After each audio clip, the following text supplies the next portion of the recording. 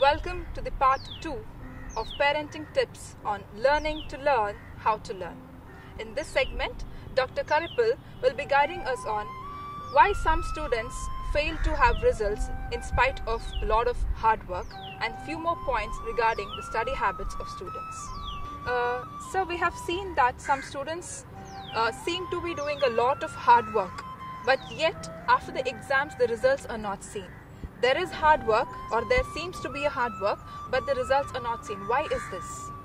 They might be working hard, but definitely not in the right direction.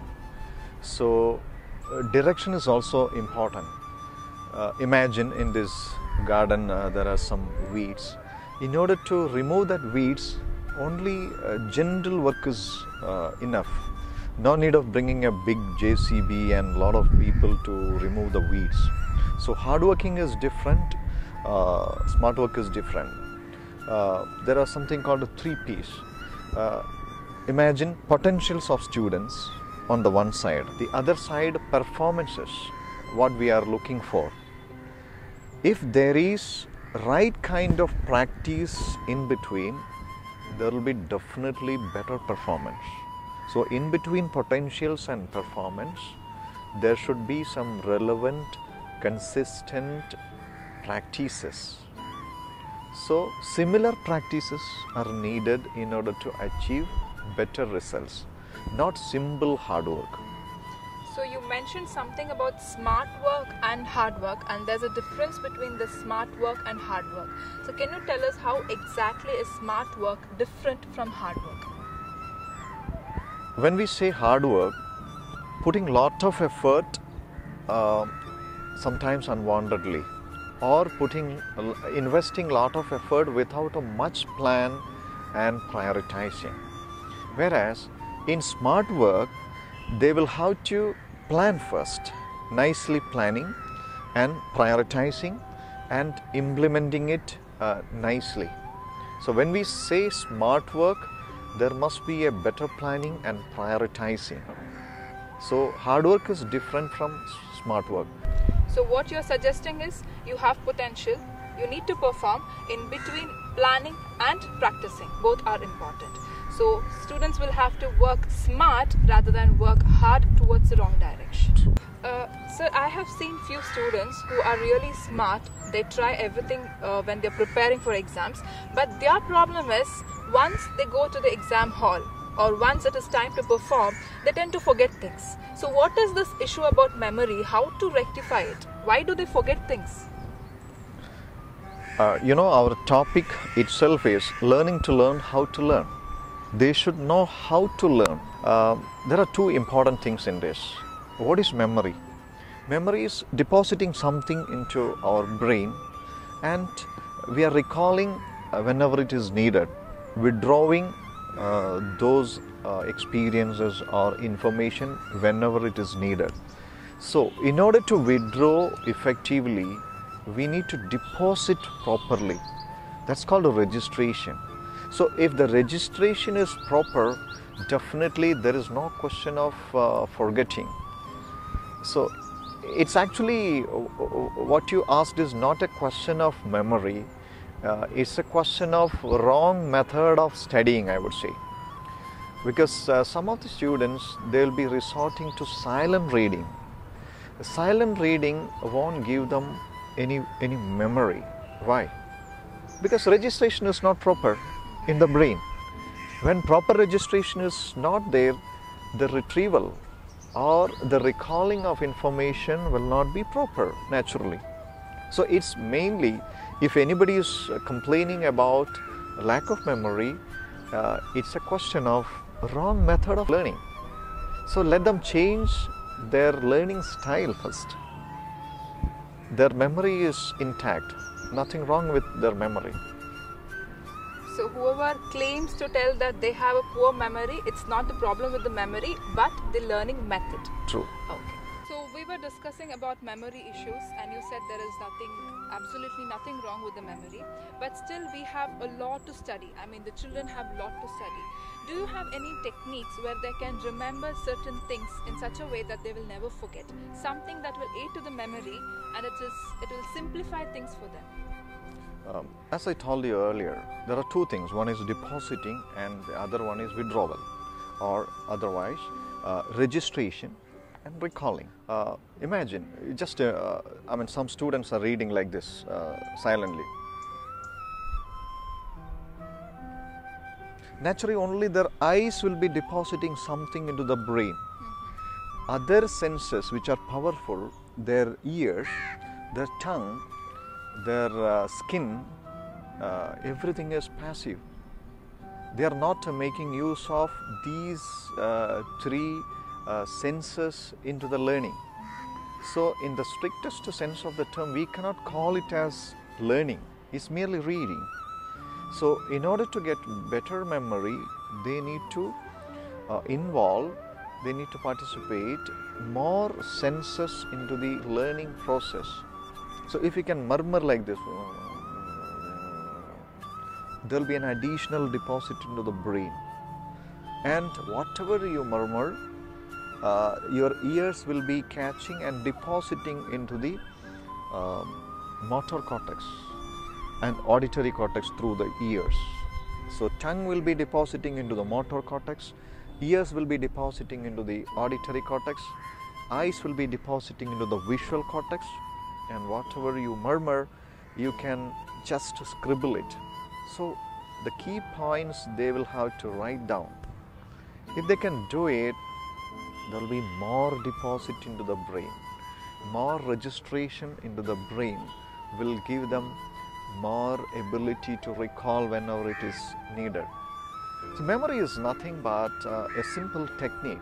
There are a lot of techniques for getting a better memory.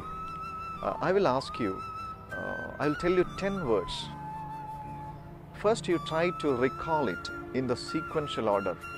If you can't do it at the first instance, I'll tell you how to do it. I'm going to tell you 10 words. Cricket bat, laundry bag, inverter, Kolkata, newspaper, amplifier, memento, biotechnology, Ivanka Trump, and Secretary of State. 10 words, different types of words. Now, can you try to tell me these 10 words in the sequential order? Just try. Secretary of State? No. First, from cricket bat. Okay. In the sequential order. Bat? Yes. And then I guess it was laundry bag. Correct. And then I forgot what it is. And then I have Third you're not getting, memento. okay? Memento is not the fourth one or fifth one. Okay. Okay, I'll tell you. You need to remember a mnemonics now. This is one of the techniques. Click, numbis. Okay. Click, numbis. C stands for cricket bat. L stands for? Laundry bag. Good. I stands for? Inverter. Good. K. Kolkata. Good. N. Newspaper. Good. A. Amplifier. Yes. Memento. Good. Biotechnology. Good. And Ivanka Trump. Very nice. And then Secretary of State. Very nice. Wow. It's merely a technique. So your memory is not enhanced, but you just utilized one technique. Like this, you can remember all these things like a story. You're putting the cricket bat into laundry bag, then suddenly power off, the inverter has to be, then immediately a call from Kolkata, your uncle has called, something like that. You can imagine a story. So memory is nothing but linking, associating in the brain. So you need to do three things. While hearing something, say for example a class lecture, they need to hear it properly, they need to listen it properly, they need to visualize it in the mind, and they need to connect it. So hearing, visualizing and connecting.